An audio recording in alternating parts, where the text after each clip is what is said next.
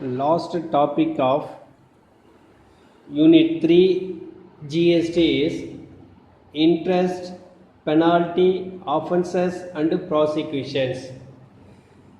They briefly explain about the interest, penalty, offences and prosecution is interest on late payment of GST.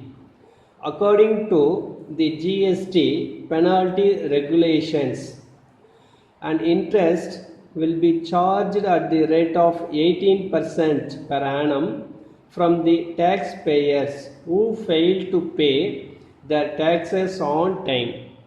The interest will be levied for the days after the due date. And penalty is GST penalties under the GST Act, type of GST offences, delayed filing of GST returns, applicable GST penalty amount rupees 200 per day, rupees 100 per day under CGST and an additional rupees 100 per day under SGST, up to a maximum of rupees 5,000. Late fee not applicable to IGST, unpaid by delayed filings. And common offences under GST and their penalty is type of offences and the amount of penalty. It's a simplified mention the penalty for not issuing invoices. The penalty 100% of tax due or rupees 10,000, whichever is higher for the portions mentioned. The types of offence is penalty for not issuing invoices. And second thing is penalty for not registering under GST. The 100% of tax due or rupees 10,000, whichever is higher. And final penalty for incorrect invoicing. The penalty of rupees 25,000 is common for incorrect of invoicing. The final prosecution is any person committing the following offences, that is deliberate intention of fraud, becomes liable to prosecution, that is face criminal charges, collects any GST even if an contraventions of provisions but does not submit it to the government within 3 months, obtains refund of any CGST, SGST by. And what are the offences under GST Act? What is the penalty for the same is detailed discussion here. Before that mentioned 3 types of offences and penalties. Here in details is right one by one. See, the number 1 is supplies any goods and or services without issue of any invoices or issue an incorrect or false invoice. Number 2, invoice or bill without supply of goods and or services. Third one, fails to pay. Fourth one, collects any tax in contravention of the provisions. And fifth one, fails to deduct tax. Sixth one, fails to collect tax. Seventh one, takes or utilizes input tax credit without actual receipt of goods. And eighth one, fraudulently obtained refund. Ninth one, takes or distributes input tax credit. 10th one, falsifies or substitutes financial records. 11th one, fails to obtain registrations. And 12th one, furnishes false information. 13th, obstructs or prevents any officers. Next one, transports any taxable goods without the cover of documents and suppresses its turnover. Next one, fails to keep, maintain or retain books of account and other documents. Next one, fails to furnish information and or documents called for. And next one, supplies, transports or stores any goods that is liable to confiscations under this act. And next one, using the registration number of another registered persons. Next one, tampers with or destroyed any material evidence. And last one of the disposes of or tampers with any goods that have been detained, seized or attached under this act, he shall be liable to pay penalty of rupees 10,000 or an amount equivalent to the tax evaded. These are the 20 items of offences under the GST Act. These are the penalty for the same of the activities.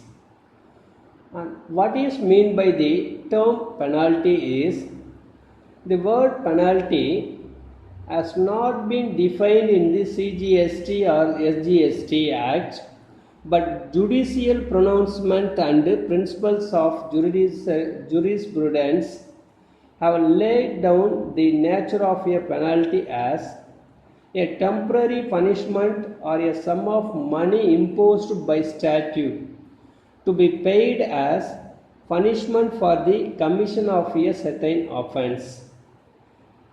And another one is a punishment imposed by law or contract for doing or failing to do something that was the duty of a party to do. So what is the penalty imposable for failure to furnish informations written? The penalty is shall not exceed 500 or furnish the statistics. There mentioned the 125 section is general penalty. Section 126 mentioned the general disciplines related to penalty. And section 127 powers to impose penalty in certain cases. And section 128 powers to waive penalty. And 129 section detentions of goods and conveyance and a levy of penalty. And mentioned the section 130 is confiscations of goods and or conveyance and a levy of penalties. Section 131 mentioned the confiscations or penalty not to interfere with other punishments. And 132 punishment for certain offences, like as punishment offence involving the month wise. And section 133 mentioned the liability of officers and other persons. And section 134 cognizance of offences. And section 135 presumptions of culpable mental state. Section 130 is relevancy of statements. And 138 section is compounding of offences.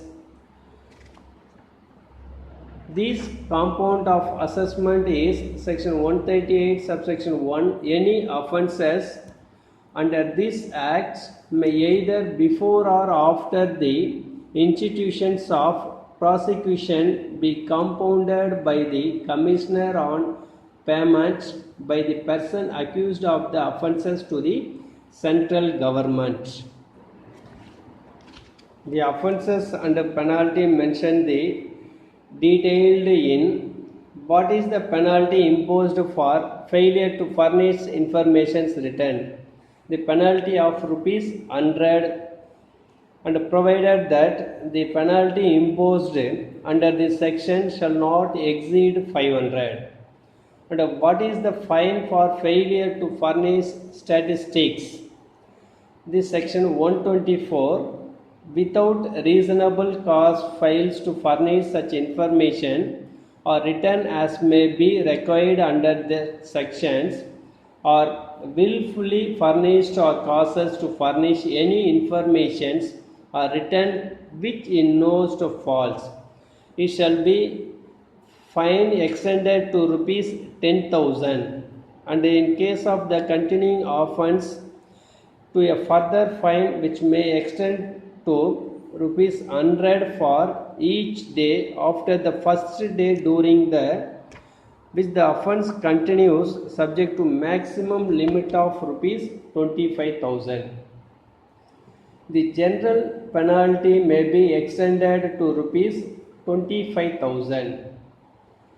And also general disciplines related to penalty is the levy of penalty is subject to certain disciplinary regime. No penalty is to be imposed without issuance of show cause notice and proper hearing in the matter, affording an opportunity to the person proceeded against to rebut the allegations levelled against them.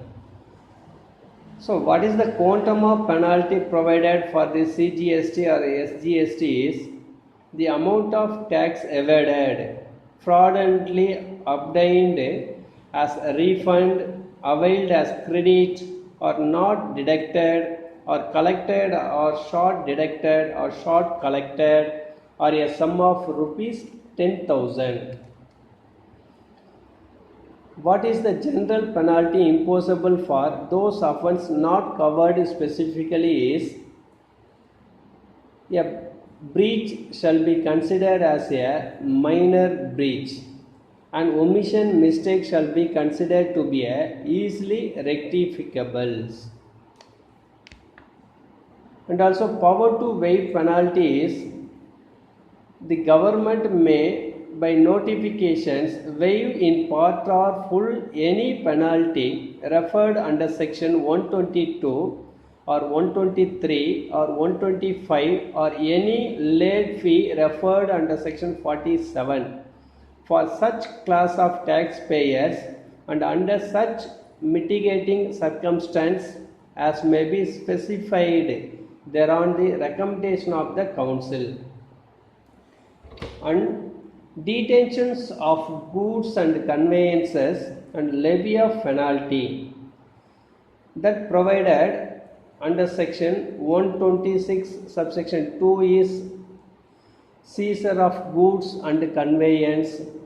Section 126 subsection 3 mention the proper officers detaining the seizure goods, and section 126 subsection 4 no tax, interest or penalty shall be determined under section 126 subsection 3 without giving the person concerned an opportunity of being heard. And also section 126 subsection 5 of payment of amount referred in under section 126. The last is 126 subsection 6 where the person transporting any goods or the owner of the goods fails to pay the amount of tax and penalty as provided under section 126 subsection 1 within 7 days of such detentions or seizure, further proceedings shall be interested in accordance with the provisions of section 130. And the confiscations of goods, conveyance, the suppliers of receives any goods in contraventions or market value shall mean the full amount which is a recipient of supply, or should tax paid in respect of goods where fine is imposed in lieu of confiscations. This under section 130 mention the tax penalty and charges. And confiscations or penalty not to interfere with other punishments. Those confiscations of goods exonerate or a person from other punishment. And punishment for certain offences, section 132 mentioned the offence involving tax evaded exceeding rupees 5 crore or repeat offenders rupees 250 lakhs. This punishment or imprisonment extending to 5 years and fine. Tax evaded between 2 crore and 5 crore is 3 years and fine of punishment. And tax evaded between rupees 1 crore and 2 crore, the punishment is 1 year and fine. And producing false records, obstructing officers, temper records is punishment 6 months. Mention the section 132 of punishment for these conditions of offences. The liability of officers and other persons, section 133 mentioned the where any person engaged in connection with the collection of statistics under section 151 or complies or computerizations thereof, or if any officers of central tax having access to information specified under section 150 subsection 1, or if any person engaged in connection with the provisions of service on the common portal or the agent of common portal willfully disclose any informations or the contents of any written furnished under this act or rules made thereunder otherwise than the execution of his duties under the said sections or for the purposes of prosecution for an offence under this act or under any other act for the time being in force, he shall be punishable with imprisonment for a term which may extend to 6 months or within fine which may extend to rupees 25,000 or with both. Under section 2 subsection 26, common portal means the common goods and services tax electronic portal referred under section 146, whose previous sanction is required before initiating prosecution proceedings. Section 133 subsection 2, any person who is a government servant shall not be prosecuted for any offence under this section except with the provisions sanctioned of the government. Next one, who is not a government servant shall not be prosecuted for any offence under this section except with the previous sanctioned of the commissions. And what is the manner of taking cognizance of offences? Section 134, no court shall take cognizance of any offence punishable under this act or the rules made thereunder except with the previous sanction of the commissioner, and no court inferior to that of a magistrate of the first class shall try any such offences.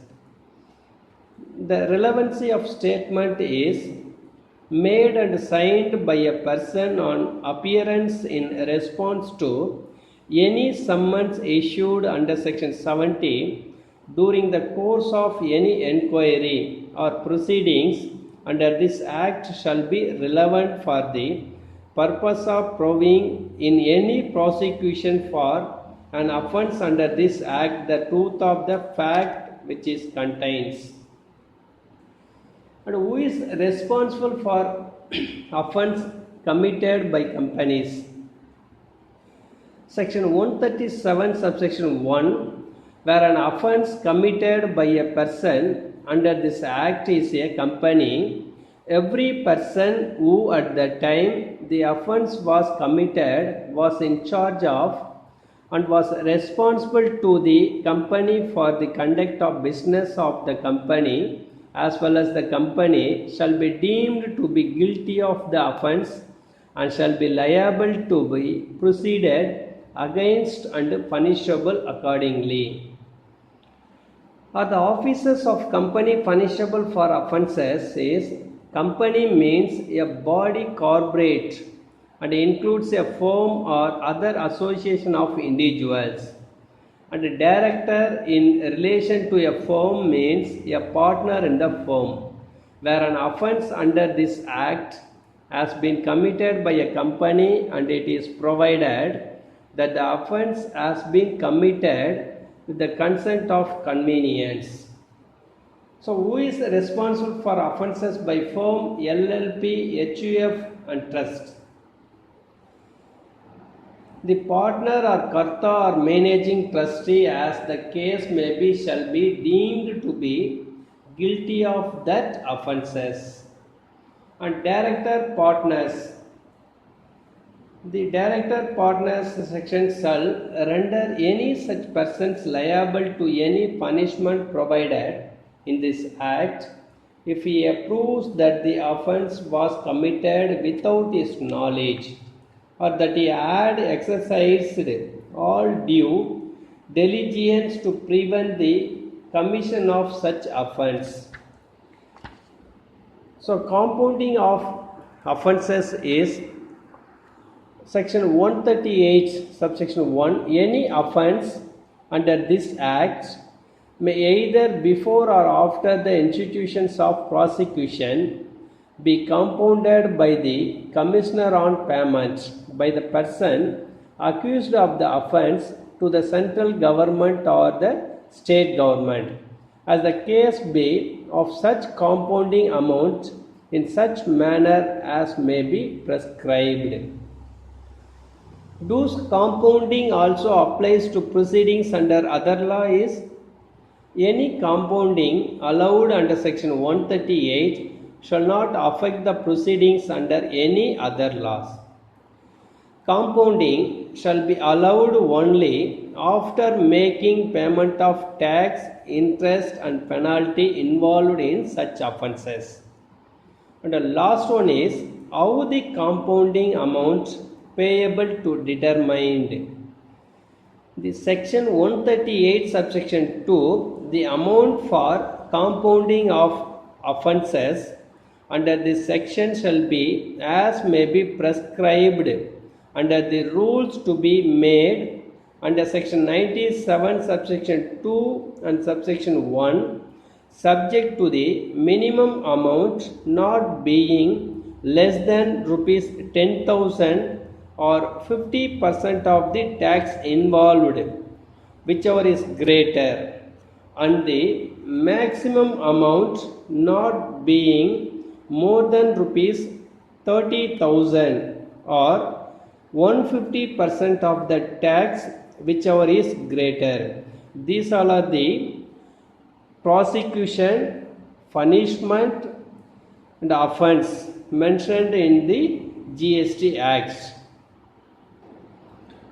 Also, section 138 subsection 3 on payment of such compounding amount as may be determined by the competent authority, no further proceedings shall be initiated under the act against the accused person in respect of the same offence and any criminal proceedings, if already initiated in respect of the said offence, shall stand abused. That is mentioned in the not give any punishment to the repeated. These are the punishment of the offences in GST Act.